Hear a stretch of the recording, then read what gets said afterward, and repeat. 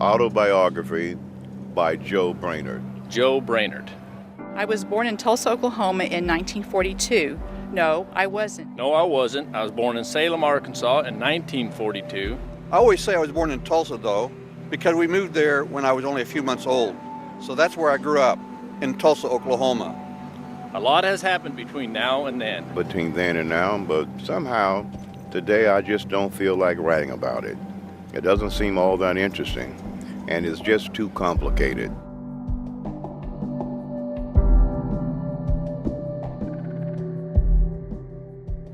What's important is that I'm a painter and a writer. Queer, insecure about my looks, And I need to please people too much.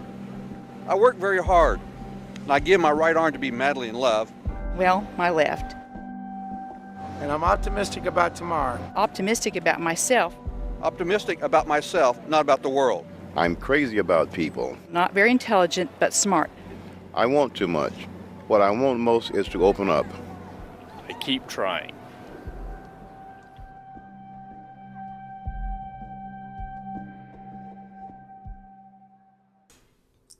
Brainard was always fascinated by the relationship between painting and poetry as a means of communication. Visual art for Brainard was not only a way to communicate, but also allowed him to constantly collaborate and connect with others.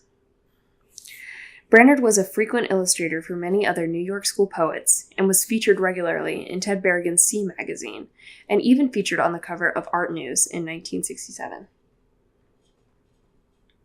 Brainard even found that challenging and shaping the ordinary and mundane in visual art could be an outlet to express extraordinary ideals and personality traits as just that, ordinary.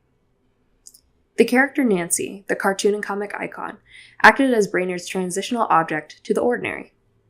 Nancy allowed Brainard to challenge and investigate perception and materiality of an object, more precisely, how to express dreams and fantasy into something visual. Even in Brainard's writing, visual components are seen. Brainard wants the reader to visually connect what he is talking about in his writing. I Remember is probably the best representation of Joe Brainard's writing without the aid of visual components. Even though I Remember doesn't have any pictures or drawings, the reader is constantly reminded of their own memories as they read Brainard's memories. This can be considered its own type of visual art, but one that the audience creates themselves. Being a fan of Warhol and de Kooning, Brainard brought new possibilities to the pop art sensibility by way of his sheer prodigious output of assemblages, collages, and works on paper.